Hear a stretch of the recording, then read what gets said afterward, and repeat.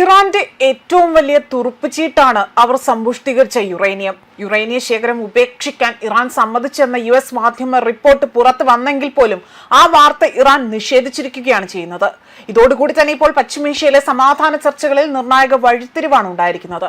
പുതിയ സമാധാന ഉടമ്പടിയുടെ ഭാഗമായി തന്നെ ഉയർന്ന അളവിൽ സമ്പുഷ്ടീകരിച്ച യുറേനിയം ശേഖരം ഉപേക്ഷിക്കാൻ ഇറാൻ സമ്മതിച്ചെന്ന റിപ്പോർട്ടുകളുമായി തന്നെ അമേരിക്കൻ മാധ്യമങ്ങൾ നൽകിയ വാർത്തയാകട്ടെ ഇപ്പോൾ വലിയ ആശയക്കുഴപ്പത്തിനാണ് ഇടവച്ചിരിക്കുന്നത്. ഇറാന്റെ ഏറ്റവും വലിയ തുറുപ്പുചീട്ട് എന്ന് വിശേഷിപ്പിക്കപ്പെടുന്ന അവരുടെ സമ്പുഷ്ടീകരിച്ച യുറേനിയം ശേഖരം, ഒന്നിലധികം ആണവായുധങ്ങൾ നിർമ്മിക്കാൻ മതിയാകുന്ന അളവിലുള്ള യുറേനിയം ഇറാന്റെ പക്കലുണ്ട് എന്നതായിരുന്നു അമേരിക്കൻ ഉദ്യോഗസ്ഥരാകട്ടെ ദീർഘകാലമായി തന്നെ ആരോപണം ഉന്നയിച്ചിരുന്നത്.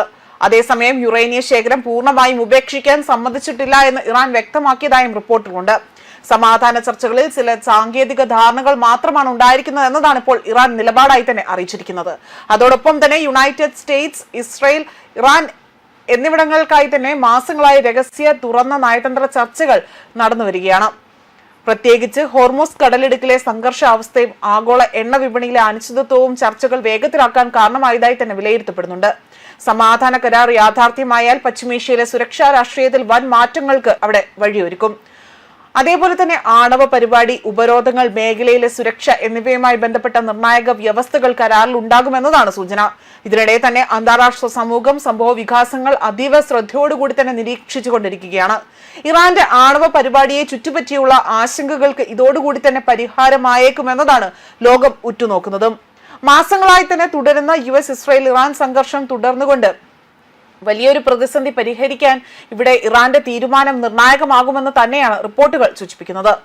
മാത്രമല്ല, ഒന്നിലധികം ആണവായുധങ്ങൾ നിർമ്മിക്കാൻ ആവശ്യമായ അളവിലുള്ള ആ ഒരു യുറേനിയമാണ് ഇപ്പോൾ ഇറാന്റെ പക്കലുള്ളത് എന്നതാണ് അമേരിക്ക അടക്കം വിശ്വസിക്കുന്നത്. രണ്ട് അമേരിക്കൻ ഉദ്യോഗസ്ഥർ ഇറാൻ തങ്ങളുടെ ശേഖരം കൈമാറാൻ തത്വമായി തന്നെ സമ്മതിച്ചു എന്ന് സ്ഥിരീകരിച്ചതായി തന്നെ റിപ്പോർട്ടുകൾ പുറത്തു വന്നിരുന്നു.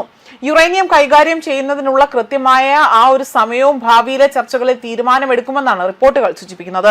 യുദ്ധം നിർത്തിവെക്കുന്നതിനെ കുറിച്ചുള്ള ചർച്ചകൾ പുരോഗമിക്കുമ്പോഴും യുറേനിയം വിഷയത്തിൽ ഇറാൻ വിട്ടുവീഴ്ച ചെയ്യാൻ തയ്യാറായില്ല എങ്കിൽ സൈനിക നടപടി പുനരാരംഭിക്കുമെന്ന് തന്നെയാണ് ഇപ്പോൾ ഇവിടെ താക്കീതായി തന്നെ നൽകിയിരിക്കുന്നത്. ഇറാന് ആണവായുധം ലഭ്യമാകുന്നതിനെ തുടർന്നുകൊണ്ട് യുദ്ധത്തിന്റെ പ്രധാന ലക്ഷ്യങ്ങളിൽ ഒന്നായി തന്നെ US പ്രസിഡന്റ് ഡൊണാൾഡ് ട്രംപ് അവിടെ നിലനിന്നിരുന്നു.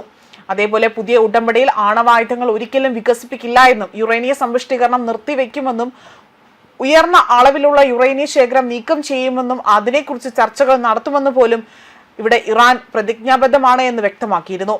എന്നാൽ ഇതിനിടെ ഏറെക്കുറെ ചർച്ചകൾ പൂർത്തിയായ ധാരണാപത്രം അവിടെ രൂപപ്പെട്ടുകൊണ്ടിരിക്കുകയാണ് എന്നും അവസാന വിശദാംശങ്ങൾ ഇപ്പോഴും ചർച്ചയിലാണ് എന്നതായിരുന്നു ട്രംപ് തന്റെ ട്രൂത്ത് സോഷ്യലിലൂടെ വ്യക്തമാക്കിയത്. ഈ ഉടമ്പടി ഹോർമൂസ് കടലിടുക്ക് വീണ്ടും തുറക്കാൻ കാരണമായേക്കുമെന്നും സംഘർഷ സമയത്ത് തടസ്സപ്പെട്ട ഈ പ്രധാന ആഗോള കപ്പൽ ഗതാഗത മാർഗം വീണ്ടും സജീവമാകുമെന്നാണ് ട്രംപ് അവകാശപ്പെടുന്നത്.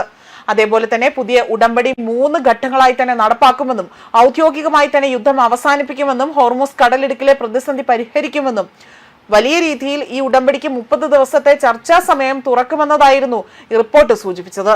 ഏകദേശം 60 ദിവസത്തെ വെടിനിർത്തൽ നീട്ടി നൽകുന്നതിലൂടെ തന്നെ ഹോർമൂസ് കടലിടുക്ക് വീണ്ടും തുറക്കുമെന്നാണ് ഇവിടെ വിശ്വസിക്കുന്നതായി തന്നെ അല്ലെങ്കിൽ ലഭ്യമായ വിവരങ്ങളുടെ അടിസ്ഥാനത്തിൽ വ്യക്തമാവുന്നതും. ന്യൂസ് ഡെസ്ക് കർമ്മ ന്യൂസ്.